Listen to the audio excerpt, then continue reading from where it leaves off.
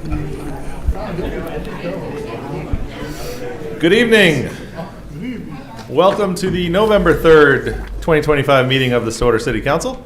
At this time, I will call the meeting to order, and I'll ask that, well, first of all, I'm going to ask Troop 802, a local Boy Scout troop, come on up. Scouts, they're here to help us with the Pledge of Allegiance. So if we're going to all stand and they're going to lead us in the Pledge of Allegiance.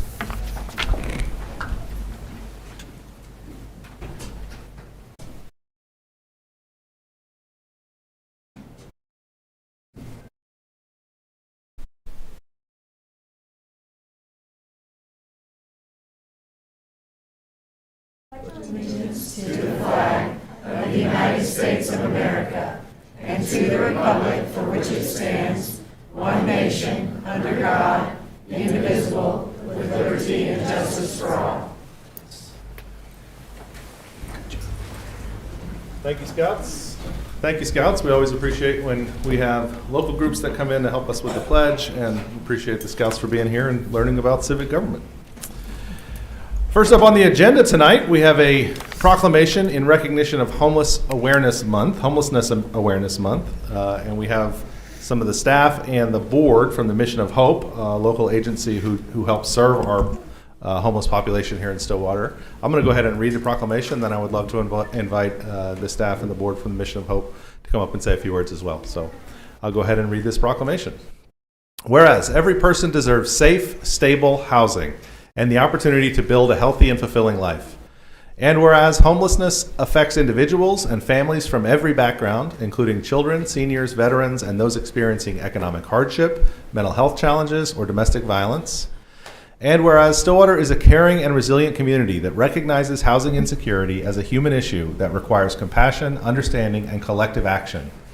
And whereas the Mission of Hope and other partners have served as a vital lifeline in Stillwater and our surrounding region, providing emergency shelter, supportive services, encouragement, and pathways to housing for community members in need, while helping restore hope, dignity, and independence in the lives of those they serve.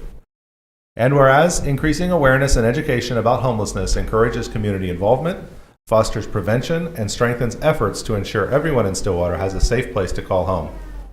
Now, therefore, I, William Joyce, Mayor of the City of Stillwater, do hereby proclaim November 2025 as Homelessness Awareness Month in Stillwater, and urge residents to learn more about the experiences of individuals facing homelessness, support organizations making a difference, and work together to build a stronger, more compassionate community for all. Mission of Hope, you'd like to join us?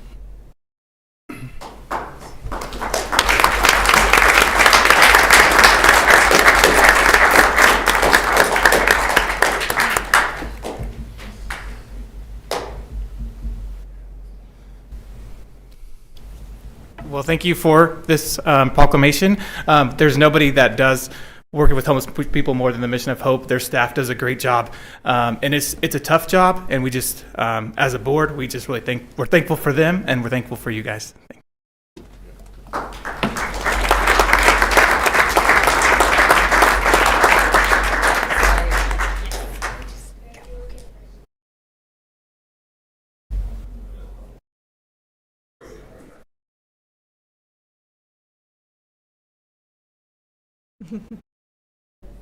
Squeeze in.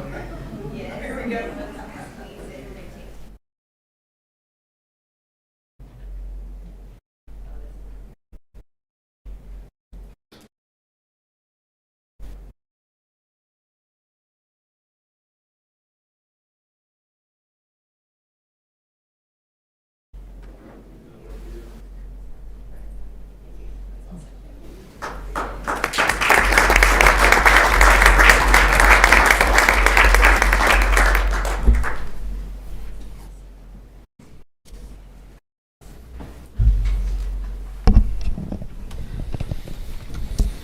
I know most of us up here on the council have gotten questions about homelessness in Stillwater and what people can do to help, and the Mission of Hope is certainly a great place for anyone who's interested in helping serve the homeless population here in Stillwater. Reach out to the mission and they will help plug you in. So thank you for them being here.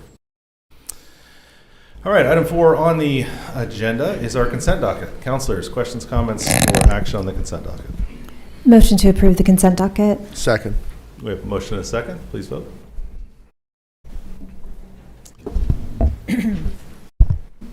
With a vote of 5-0, the consent docket is approved. Takes us to item 7, public hearings. 7A is receive public comment regarding a request for a specific use permit to operate a healthcare and social assistance facility in a commercial shopping zoning district, property addressed as 1525 Southwestern Road. This is CC-25-149. Do we have good notice on this item? Yes, we do. Henry? Yes, sir. Good evening, Mayor, Vice Mayor, Councilors. My name is Henry Biebelheimer with Development Services, and tonight we're looking at a specific use permit for 1525 Southwestern Road. This specific use permit is to allow healthcare and social assistance in the commercial shopping or CS. So here's an aerial of the property. As you can see, you have up on the north side, you have Fountain Square, the primary shopping center there, and then you have this tail of lots that kind of go south. This is on the very southern edge of Fountain Square, as we see outlined in pink. This property is currently vacant, as we can see in this aerial view. This is from Western looking east. The applicant is proposing to build a kidney dialysis center here. A kidney dialysis center would fall under the umbrella of healthcare services and social assistance, which requires a specific use permit in the CS zoning district or commercial shopping, which this property is. To the north and to the east, we have more CS or commercial shopping. To the south and to the west, we have P or public with some RSS or small lot single family also on the west side of Western. On the future land use map, this property is called for commercial uses. A specific use permit to allow for healthcare and social assistance at this property would align with the comprehensive plan. And I'm open to answer any questions if you have any. Councilors, any questions for staff? Hearing none, at this time I'll open the public hearing. I don't have anyone signed up to speak at this public hearing. Is anyone here for this public hearing? Seeing no one, I will close the public hearing, and I'll ask Henry to come back up and let us know if there's a recommendation on the item. Yes, sir. On October 7th, 2025, with a vote of 4-0, Planning Commission recommended that the City Council approve the specific use permit as presented. Thank you. Councilors? Motion to accept Planning Commission's recommendation. Second. We have a motion and a second. Please vote. With a vote of 5-0, that specific use permit is approved. Item 7B is receive public comment regarding a text amendment to Chapter 23 Land Development Code, Article 1 General Provisions, Section 23-7 Definitions, Article 5 Use Categories and Limitations, Division 1 Generally, Section 23-96 Definitions, Article 6 Land Use Classifications, Division 4 Commercial Districts, Section 23-152 CB Commercial Business District, Subsection A Permitted by Right, and Article 24, Table of Uses, Section 23-435, created. CC-25-150. Do we have good notice on this item? Yes, we do. Mr. Biebelheimer.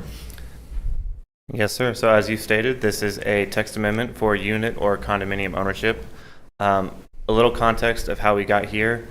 This was raised by BRC, or our Building Relations Committee, with some issues on how we currently address unit ownership. Right now, we address unit ownership as a use that is only allowed in the CB or commercial business district, which means if you would like to condo a building or to make it owned individually instead of as a property, you can only do that in the one zoning district. It was brought to our attention that this is the only time where ownership is taken into account when you're looking at use. So to make that make a little more sense, if you're building a apartment complex, whether those apartments are going to be rented or whether they're going to be sold as condos did not necessarily affect the underlying use, which would be residential multifamily. So that was kind of what brought about this text amendment. The goal of this text amendment is just to remove unit ownership as a use. We do have another section in our code that states that any building that is being condoed, whether it's residential or commercial, does require that all state laws are followed when that building is being condoed, and that all the documentation to support that has to be submitted to the Development Services Director for us to review, just to make sure everything is being done properly. None of those codes are being changed. That is all still in place. This is just removing it as a use. So now we have these list of sections that we're changing. We'll look at those one at a time. So first off, we have 2396, which is our land use classifications. This is one of our two main sections where we define things in our code. In this section, we define our uses, In the next section we look at, which is 23.7, we have our general definitions. So we're removing unit condominium ownership from the use classifications to the general definitions, not changing the definition, just moving where it's located.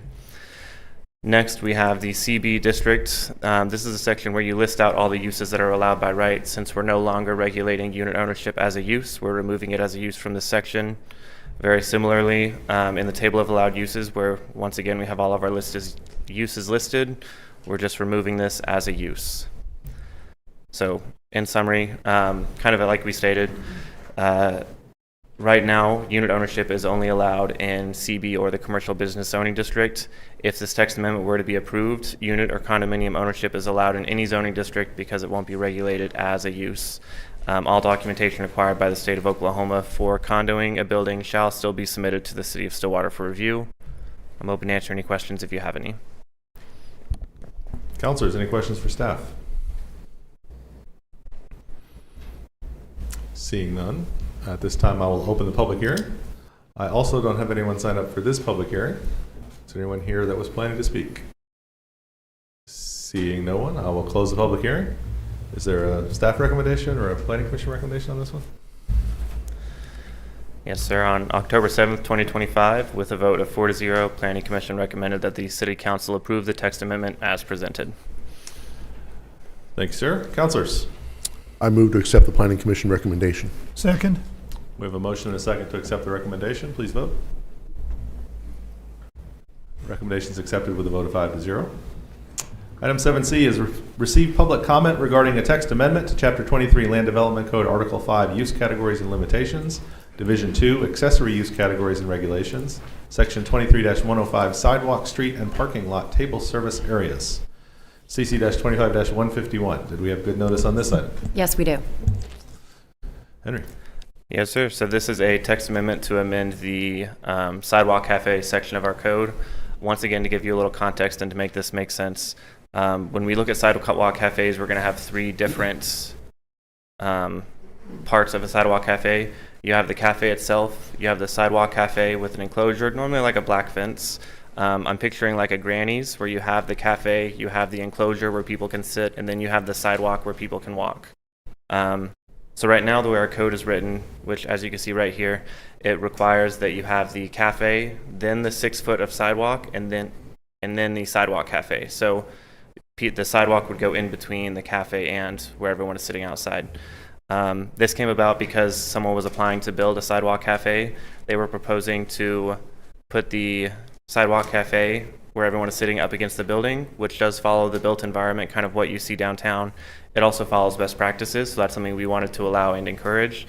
But the way our code is written, we wouldn't have been able to approve that. So we're amending our code so that when sidewalk cafes are built, they would be constructed to follow those best practices and the built environment. So the section that we're changing, instead of reading that whole paragraph, I'm just going to read that sentence in green. The physical barrier shall leave at least 6 feet of sidewalk between the building and table service area unobstructed and open to pedestrian travel. We're proposing to amend that to, and for this slide I'm going to go ahead and start at the beginning. All tables, chairs, and service-related facilities shall be contained within a physical barrier, normally that fence, abutting the building. There shall be at least 6 feet of sidewalk outside the physical barrier, which is open and unobstructed to pedestrian traffic. So that sidewalk is not changing in size, still has to be unobstructed. It's just changing the cafe to now be up against the building instead of outside that sidewalk. Do we know the history of how this original rule came to be? Because it just intuitively is backwards. I don't know. I do know that the section right after this is for the cafes and the parking lots, and this sounds like it could be a holdover from something like that. So I can't say for sure. I'm not sure, but could be something like that. Okay, thank you. How does this affect, I'm thinking of Zanotti's downtown, where they have the outdoor seating in the parking spaces. Yes, ma'am. How does that affect that type of establishment? It doesn't affect that type of establishment just because when you're taking up public parking, that's regulated by a different section of code. It's either right after or right before this one. So this is specifically for the tables and seating areas on the sidewalk. Okay, thank you. Yes, ma'am. So, well, you can finish. Do you still have more to? No, sir. Are you I'm at the open okay. to answer questions. Before Yeah. we got into answering questions, I want to make sure you were done. So in a situation where it might follow the built environment better to have a situation where you have the sidewalk go through and then the tables on the far side of the sidewalk, are we saying that that's not going to be allowed ever? Or is that still a possibility depending on what works best for the specific cafe? Yeah, that's a good question. Right now it's written so that it wouldn't be allowed. We would only be able to approve a sidewalk cafe if it was against the building. Is that what we want to do? Because it sounds, I mean, to me, it seems like we would want to at least have the option to say if it makes sense. I mean, we still want to have 6 feet of clear sidewalk, but in some cases that might work best if it's the tables are out on the curb and the sidewalk is in between the tables and the building. Yeah, we did question that, and before we kind of proposed this text amendment, we did send it to our planning consultant to review kind of the best practices and what other cities are doing, and he came back with the recommendation to require them against the building, which is kind of this path forward, but we could, of course, still amend that to allow both options if that was the preference. I'm thinking of one business downtown that might actually fall in that scenario that you just indicated. Well, which one? Roundhouse. Yeah, they have tables across, like in the, and I'm thinking of, I mean, also like Louis downtown doesn't have a physical barrier. That's true. If I may just add one piece, in reviewing this, this was a little bit reactionary to receiving an application where we realized that what has previously been approved does not meet the code requirements. And so again, this change was intended to kind of align with the environment that's out there. This section, along with others, we're going to do a presentation a little bit later in the meeting, is flagged for review when we do a complete Chapter 23 review and rewrite, because we do think that this is an area we could make some improvements to, as far as how we handle, how we want to regulate future development of this nature. So you're saying this is kind of a Band-Aid to make sure we're not prohibiting things that should happen right Yeah. now, but we're going to do a bigger review of it later. Yes. You want to add to that? And Supermanager Moore? existing restaurants that are the other way are grandfathered? I'm not aware of any right Well, now we that just would talked need to about be Roundhouse. grandfathered. And again, I would have to see if they even have a sidewalk cafe permit. I've not reviewed that, but we would certainly want to accommodate something that's already established and in place, and we'll review that. But an owner could go to Board of Adjustments and ask for a variance, correct? Or, that's correct or not, I don't know. Yes, sir. Yeah, I'm not sure. I would have to review that. Okay, that answer. Is there a variance or an exception that would apply to this type of development on site? I'm not aware if there is, but we'll also review that. Yeah. We'll follow up on some of these additional questions. Again, this proposed revision was intended to ensure that applications that are currently being considered are compliant with the code provision.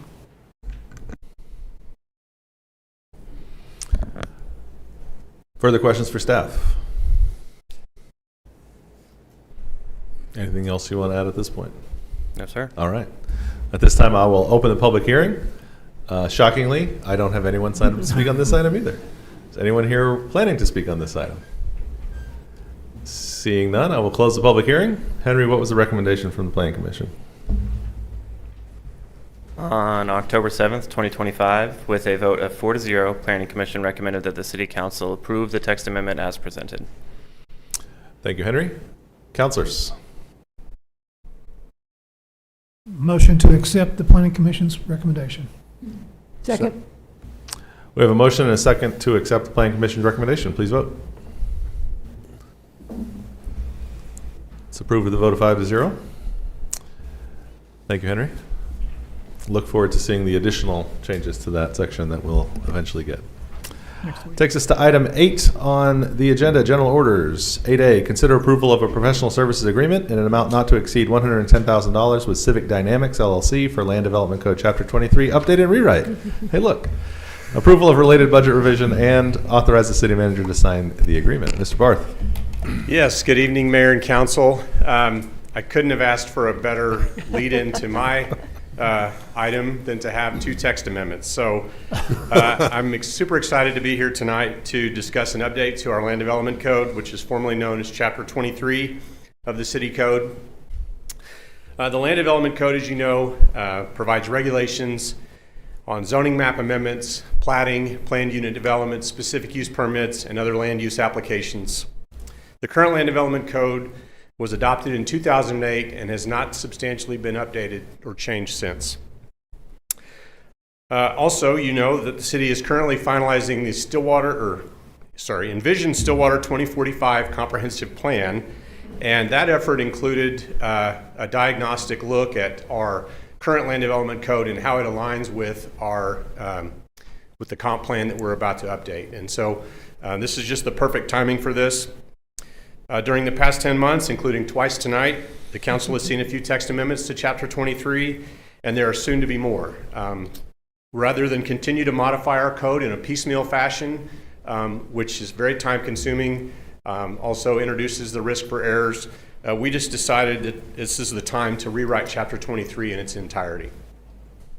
The new land development code will be streamlined and easy to follow, and have easy to follow processes for all land use applications. It will have use plain language, and when describing regulations, there will be graphics. It will be modernized to include newer types of developments, such as pocket neighborhoods or small planned unit developments, which I know is not a new development type, but it is to here, to Stillwater. Staff has negotiated a professional services agreement with Civic Dynamics LLC, who is our current planning consultant on other planning types of things, to rewrite Chapter 23 and to provide additional text amendment language for modifying other chapters that are related to Chapter 23, such as Chapter 37, which covers streets and the public right-of-way, and Chapter 41, which covers utilities. So we'll be looking at changes in those chapters as well, so that everything we don't have any conflicts. I do have a recommended motion, but before that, does the council have any questions? Councilors? Can you tell us just a little bit about what this process will look like? Is it completely kind of self-contained with staff and Civic Dynamics, or is there any kind of outward discussion with the community about what that code looks like? Great question. With this process, this is authorized. This process is hopefully going to start in a couple of weeks with a kickoff meeting. It's scheduled to take about 12 months for us to have a draft, a final draft, ready to approve of the entire land development code. This process involves a block schedule that has several components being worked on, and there will be meetings with an internal committee plus the Builders Relations Committee. We're going to meet with them, I think, 4 times. Our consultant will meet with them 4 times. We'll obviously meet with them more than that.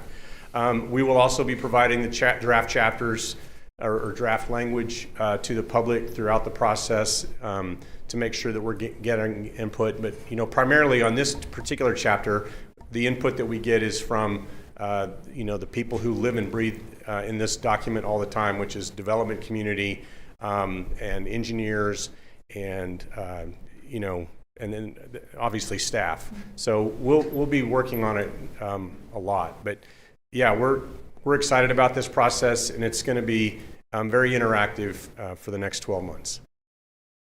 I do think it's important, though I recognize that those are kind of the key players of kind of users of this language. The community kind of at large is kind of stakeholders in that as well. So I do think kind of the transparency of that process is important. Yes, I agree. Yeah, and I don't feel like we've decided yet how we'll do that, whether we'll put it on our website or exactly how that transparency and sharing it with the public will be. But our idea is not to work on this in a vacuum and then just put it out there in 12 months and say, read it in 20 minutes and tell us what you think. So no, we want the community. This community is going to change obviously in the next 20 years, and if you look at our comp plan, there's a lot of neat things in there, and we need a code that supports developing that way. And so that doesn't just take the development community or staff. It takes other citizens, and trying to get other citizens involved sometimes is challenging, but we definitely need people who are interested to participate. Yeah, hopefully, we've done so much work on the comprehensive plan. I think that's a great opportunity to lean into the work and stakeholders that were participating in that process, and a great opportunity to update them on the kind of implementation, the startings of that implementation of this comp plan too. So. Yes. Councilors, further questions?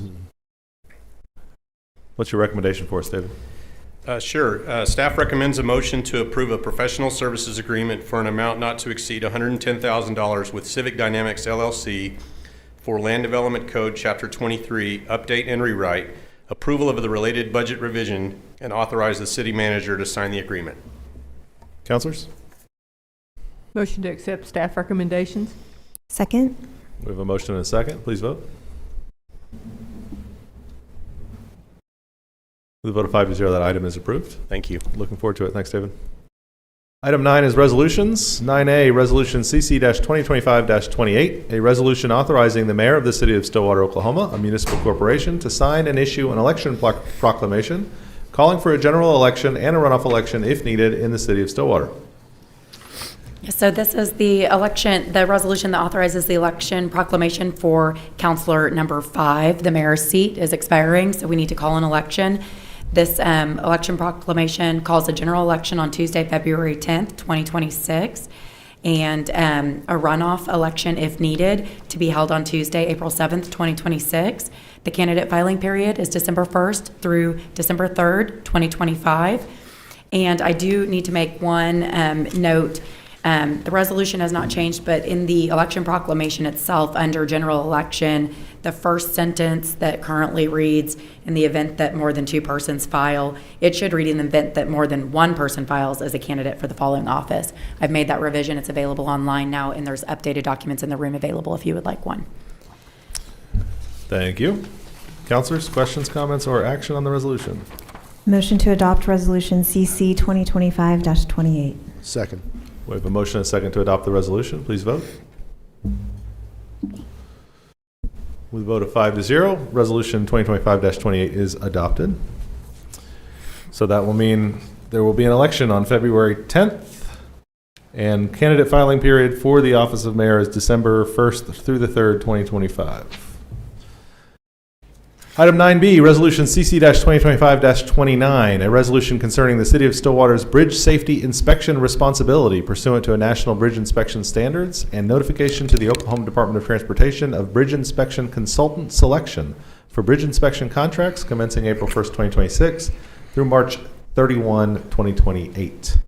This is not nearly as complicated as all the words indicate. Good evening, Mayor and councilors. My name's Ann Kalina. I'm here representing the engineering department tonight as one of the civil engineers. Bill Millis is out of town this week. So the resolution that I'm going to talk to you about is one that was requested by TxDOT and is one that has been requested by TxDOT about every 2 years for a number of years now. And I'm just going to correct one thing, ODOT, Oklahoma Department of Transportation. Yeah, I'm a little nervous, you can tell. Okay. You're doing I great. moved here from Texas about 2 years ago. Yes. I keep telling my staff, every time I say that wrong, please correct me or I'll never Yeah. get myself in the right state. So I worked in Texas as an engineer for a long time. Off here because this is not your presentation. Okay, that's fine. Sorry. I don't have a presentation. I didn't really think this warranted one, and Rachel agreed with me. Local entities are required by federal code to inspect and maintain their bridges in accordance with the National Bridge Inspection Standards. ODOT helps some of the cities in Oklahoma with that. Cities that have 5 or more bridges are qualified by ODOT, where ODOT will administer and pay for a bridge inspection contract for those cities. Stillwater is one of those cities. We have 28 bridges in the city limits, and so we qualify for ODOT to pay for and administer the bridge inspection contract for us. Every 2 years, ODOT pre-qualifies consultants for these bridge inspection contracts via an RFQ process. In your packet, you had a letter that showed they've given Stillwater and other cities option to choose, if we wish, which pre-qualified consultant we prefer working with, or we would like to have them hired to inspect our bridges. Engineering staff have reviewed the written qualifications submitted to ODOT by all the pre-qualified consultants, and in the opinion of staff, Consor North America is the most highly qualified consultant. We are recommending that council approve the proposed resolution that was in your packet, selecting them as the consulting firm responsible for the city bridge inspections that will occur sometime between April 1st of 2026 and the end of March of 2028. As I said before, this bridge inspection work is paid for by ODOT, so there's no cost involved to the city for this. The inspection report and results are given to the city, and engineering staff then are able to figure out what we then need to do as far as maintenance and repair action. The resolution, if we want to choose a consultant, is due to ODOT by November 28th. So otherwise, ODOT selects on the city's behalf. So I'm welcome to answer any questions you have. Councilors, any questions? I always like to just clarify, we did this a couple years ago, that this is just regular bridge inspection, not anything particular that needs to be inspected. This is just Yes, a thing sir. that we do on a regular basis. Yes, sir. That's correct. Thank you so much. And I assume you're recommending that we adopt the resolution. We are recommending that you adopt the resolution. Thank you, Ann. Councilors? I move adoption of resolution CC 2025-29. Second. We have a motion and a second. Please vote. That resolution is adopted with a vote of 5-0. That takes us to ordinances. On first read, we have ordinance 3584, an ordinance amending the Stillwater City Code by amending Chapter 23, Land Development Code, Article 1, General Provisions, Section 23-7, Definitions, Article 5, Use Categories and Limitations, Division 1 Generally, Section 23-96, Definitions, Article 6, Land Use Classifications, Division 4, Commercial Districts, Section 23-152, CB Commercial Business District, Subsection A, Permitted by Right, and Article 24, Table of Uses, Section 23-435, created, repealing all ordinances to the contrary and providing for severability. This is from earlier item tonight. Councilors? Motion to advance ordinance number 3584 to second read. Second. We have a motion and a second. Please vote. With a vote of 5-0, ordinance 3584 is advanced to second reading. Also on first reading, we have ordinance 3585, an ordinance amending the Stillwater City Code by amending Chapter 23, Land Development Code, Article 5, Use Categories and Limitations, Division 2, Accessory Use Categories and Regulations, Section 23-105, Sidewalk, Street, and Parking Lot Table Service Areas, repealing all ordinances to the contrary and providing for severability. This is also from earlier this evening. Councilors? Motion to advance ordinance number 3585 to second read. Second. We have a motion and a second. Please vote.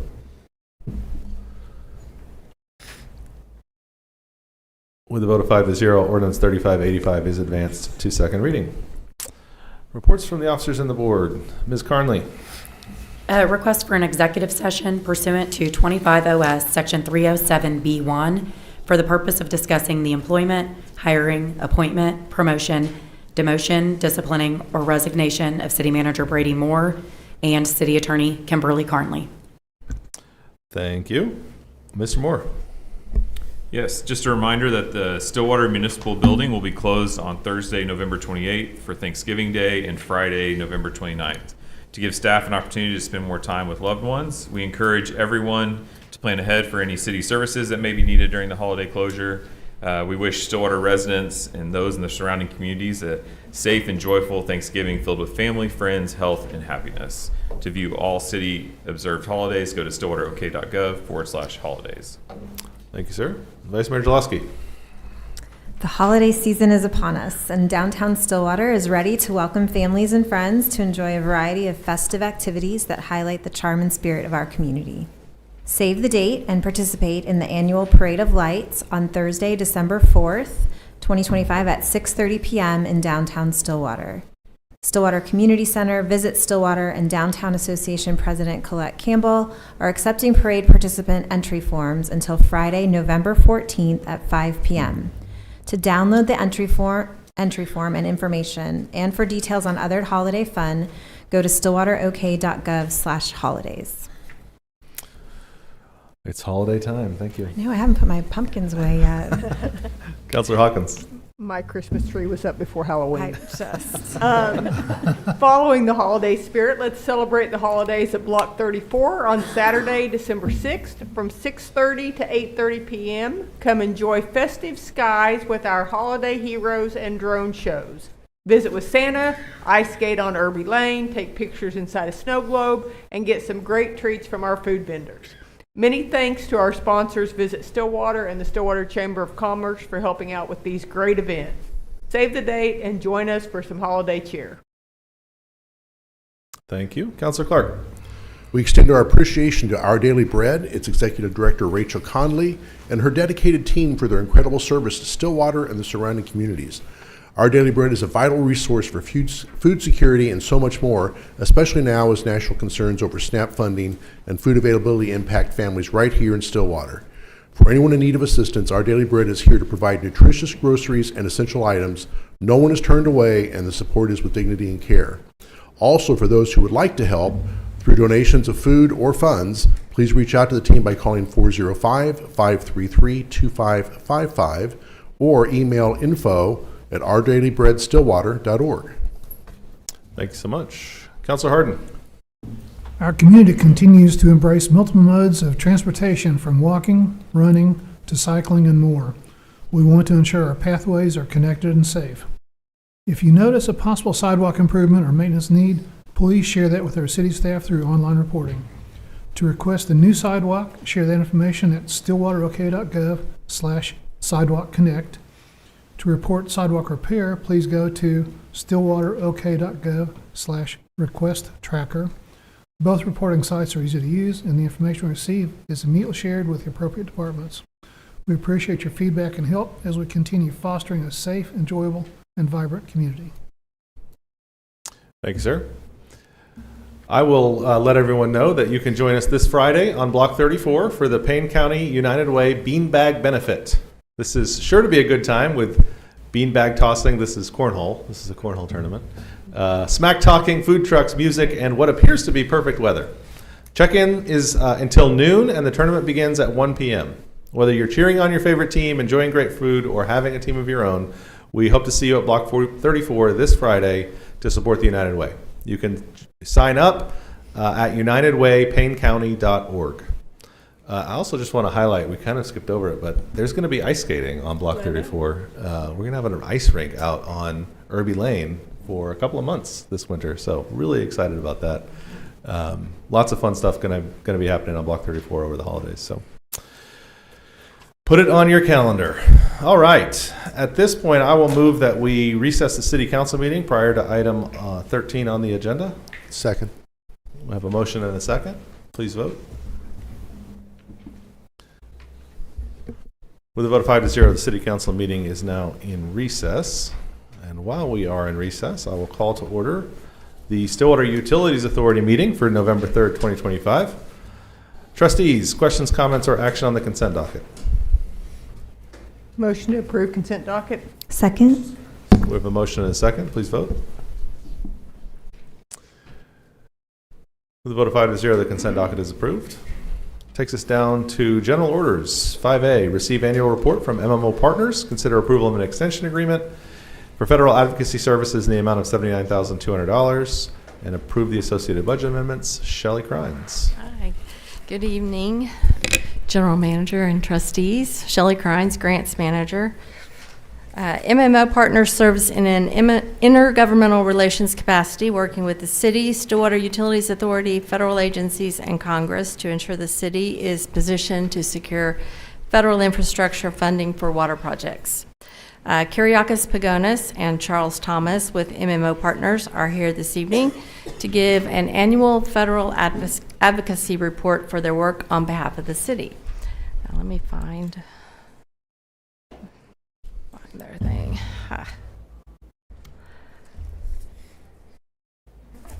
Here we go. Do I just... how do I go back? Okay. Mayor, trustees, Thank you for the opportunity for us to be here tonight, and also on behalf of MMO Partners, thank you for the opportunity to represent your interests in Washington. I'm going to go through this PowerPoint. I know there's a number of things happening in DC. Actually, it's sort of things are happening, but not. So let's start by just giving you sort of an overview of sort of what's transpired this year in terms of legislation, other issues that we've been tracking on your behalf. The first one is the Reconciliation Bill, also known as One Big Beautiful Bill Act, signed into law by President Trump on July 4th, really an extension of the 2017 tax cuts. The reason I flag this is it is probably the largest piece of legislation that has been enacted this year. There was a discussion early on about using the tax exemption status for municipal bonds to pay for some of the bill. The mayor was in DC back in March, and we did meet with the entire delegation to talk about the importance of retaining the exemption. Obviously, here in Oklahoma, it is a big deal. Everywhere it's a big deal, but here too, because of the predominance of your sales tax. And so the delegation certainly, I think, was supportive of keeping it. It was not included in the bill, so that's a major win. There are other things in the bill that we're not going to go into. It's not necessarily a utility thing, but obviously, there are things like low-income housing tax credits, the opportunity zones, their pay-fors using Medicaid and SNAP benefits. So a lot of those things we're talking about today. And so that's why I flagged this piece of legislation for a number of reasons, but just for some context.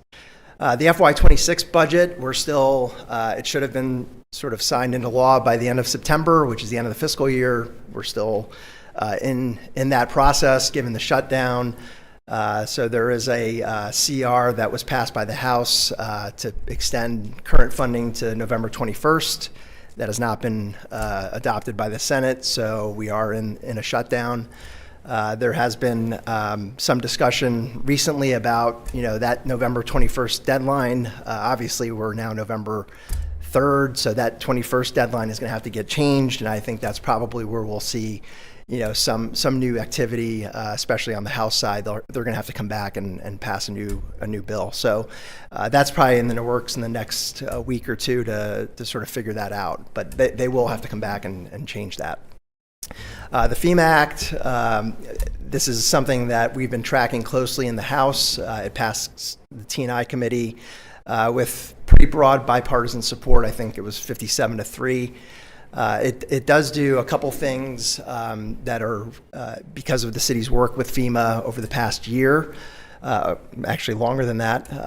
It does take FEMA out of Homeland Security. It proposes to take it out of Homeland Security.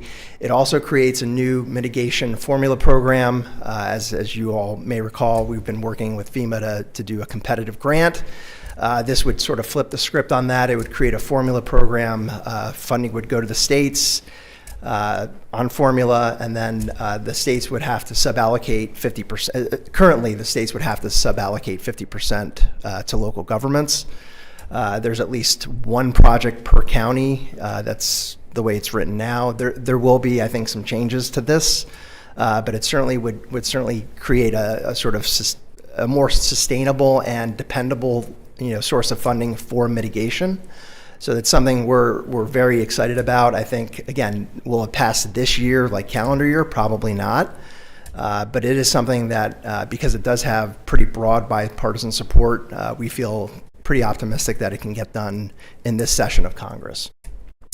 Water Resources Development Act, and the next slide we'll talk a little bit about the city's authorization, but we're beginning to do the next iteration of the WRDA bill. So they just passed the 24 bill at the beginning of this year. Congress is now on a 2-year cycle, so the next bill theoretically would be 2026. So Congress is now having hearings about the next WRDA bill. So that's something we're certainly tracking on your behalf. So that sort of gives you a little bit of flavor of kind of the pieces of legislation we're looking at. There's obviously a lot more going on, but those things, especially the budget, are important to the city. The WRDA bill I have on this next slide was signed into law by the president on January 24th. There's a $30 million authorization for the city that was included by the delegation. So on both sides, Senate and House, was included in both bills. So the authorization, I think we talked about this last year, allows the city to seek future appropriations and work with the Corps of Engineers to build water, wastewater infrastructure, and water supply infrastructure. That's currently the authorization, the way it's written. We're going to be working with, and Chuck will talk about this a little bit in the next slide, but working with the city to sort of build a pipeline of projects that would go against that authorization. So that's something we're going to be doing, assuming you all approve of our work. We'll be doing that in the next year. I want to say on the word authorization, this is certainly a team effort. So, the mayor coming back to DC, meeting with EPW staff, Environment and Public Works staff, talking about the importance. Obviously, the delegation, supporting it, but really the city staff and with the city manager's office, we couldn't have done that without all of those pieces. So I just want to make sure that it's not an MMO partners thing. It's a City of Stillwater victory. So that will be there. That authorization will be there in theory until Congress deauthorizes it. And they don't really like to do that since they just authorized it. So there's a lot of these authorizations that are on the books for a long time. It's really up to the city to pursue the funding and work with the Corps of Engineers to get the funding against that authority. So that's something we'll be working with city staff to do. FY appropriations, there's $1 million in the House Interior Appropriations Bill for the drinking water system. It was included by Representative Lucas. Senator Mullen also supported it on the Senate side. Again, this bill is sort of tied up with the rest of the appropriations process, so to be determined how this plays out. Last year, Congress couldn't pass bills individually. They passed a continuing resolution for the entire year, which stripped all of the earmarks. That's certainly a possibility again this year. I know, the chairman on the House side, Mr. Cole, is certainly working hard to try not to have that happen again. I think appropriators like to see their bills enacted. So I think once we get through this shutdown, they're going to be working hard to get these bills done. I'll go to the next slide, and Chuck, if you want to come on up and talk about what we're going to be doing on your behalf for this year. All right. Thank you, Mayor, trustees. So the next thing, of course, as Kyriakis just mentioned, will be to continue to shepherd that FY26 appropriation through to its conclusion, and just make sure we can try to get across the finish line with that, and dealing with all the various uncertainties in that. And then quickly on the heels of that is beginning to develop our FY27 appropriations request. So ideally, those are going to be getting put into place in around the March timeframe. So given all the holidays and everything that are happening in between, it does shorten the amount of days that we have to work on that. So it'll really be important to kind of hit the ground running and start developing all those appropriations requests, and particularly with relationships to the WRDA authorization that Stillwater currently has in place. That's a great place to really start focusing on getting those projects defined and figuring out where we want to prioritize requesting that appropriation under that authority. We also want to continue our congressional and federal agency outreach.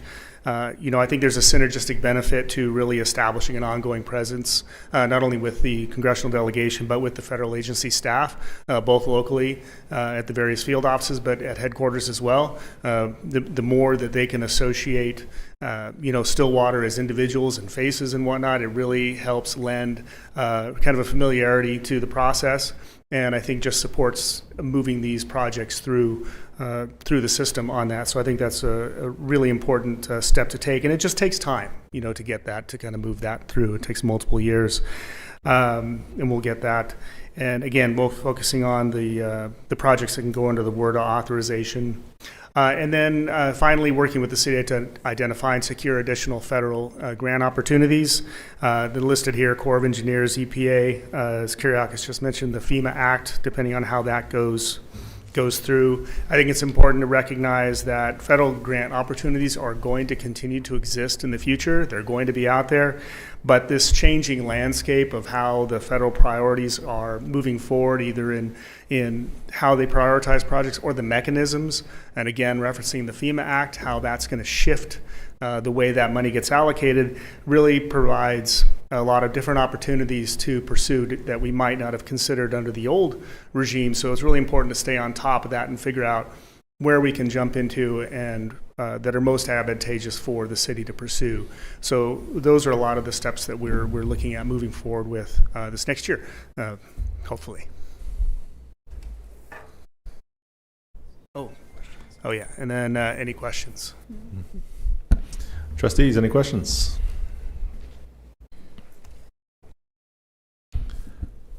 One of the things we've talked about a little bit, we had the issue, and we've all talked about this a lot, but we had the FEMA BRIC grant program that we were pursuing. You guys were helping us with for 2 years to try to get that grant submitted, and of course it got pulled out from under us right when we were ready to submit it. That money is still sitting somewhere, all of the BRIC money, I think. Thanks, Mayor. Yes, there's FEMA publishes a monthly report on their fund balance, and there's about $4.8 billion in the BRIC account as of today. That is just sitting there. Yeah. So one of the things we've talked about a little bit is that we as a city and in our advocacy efforts, having that conversation with our delegation about that money that was earmarked to use for building resilience and infrastructure, we could use a little resilience in our infrastructure, and there's still a need here. So whether that goes through the new FEMA Act or something, that's all, of course, we talk about this a lot. This is all our federal tax money that all of us in this room pay in income tax that goes to the federal government, that we are working really hard to say, hey, give us some of that back so that we can make sure our water pipeline is resilient and that our water system is resilient. And so those conversations are continuing, even though the program itself is gone. We really appreciate the work that MMO has done to help us try to identify additional avenues and different ways to come at these problems to try to figure out ways to bring this money back to Stillwater. The word authorization is a big deal. We've talked about this a little bit before, but we do need to find ways to get that money actually on the ground here in Stillwater, which again is really helpful to have guidance in navigating the just absolute zoo that Washington D.C. is right now, and we really appreciate your assistance in that to this point. So, thoughts, questions, comments? Well, we appreciate your work. Appreciate you all being here today, getting down here and giving us a report and letting us know how it's going. Mayor, thank you. Trustees, thank you. I was going to say, I should have started with this by saying thank you for being open for business. It's nice to... Did we have the option to shut down? I don't think we even have the option, do we? They don't let us do that. Thank you. Thanks for all you do for us.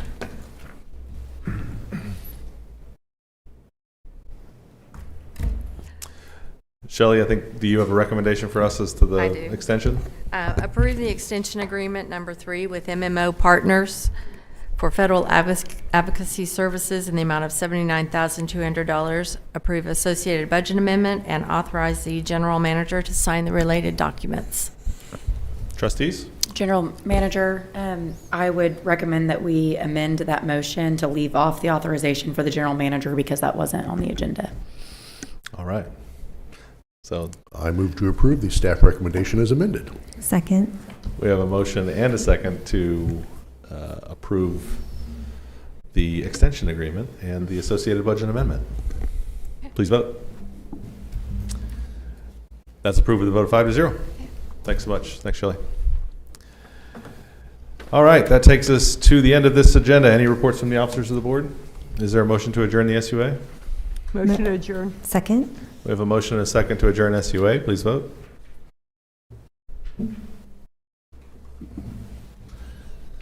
It's approved with a vote of 5-0. The Stillwater Utilities Authority is now adjourned. At this time, I will call to order the Stillwater Economic Development Authority meeting for November 3rd, 2025. Trustees, questions, comments, or action on the consent docket? Motion. Go ahead. Motion to approve the consent docket? Second? We have a motion and a second to approve consent. Please vote. With a vote of 5-0, the consent docket is approved. There's nothing further on this agenda. Is there a motion to adjourn? So moved. Second. We have a motion and a second to adjourn SEDA. Please vote. With a vote of 5-0, the Stillwater Economic Development Authority is now adjourned. This time we'll reconvene the Stillwater City Council meeting. Prior to item 13 on the agenda, is there a motion to enter executive session for the purposes requested by the city attorney? So moved. Second. We have a motion and a second to enter executive session. Please vote. With a vote of 5-0, the Stillwater City Council will now enter executive session.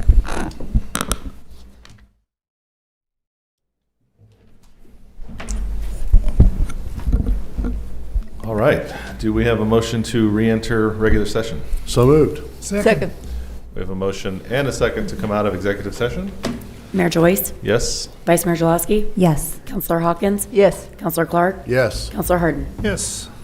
With a vote of 5-0, the Stillwater City Council is back in regular session. Are there any recommended actions from executive session? No action. Seeing none. Is there a motion to adjourn? So moved. Second? We have a motion and a second to adjourn the City Council. Please call the roll. Mayor Joyce, Yes? Vice Mayor Jaloski, Yes. Counselor Hawkins, Yes. Counselor Clark, Yes. Counselor Harden. Yes. With a vote of 5-0, the Stillwater City Council is now adjourned, and that concludes our meetings for this evening.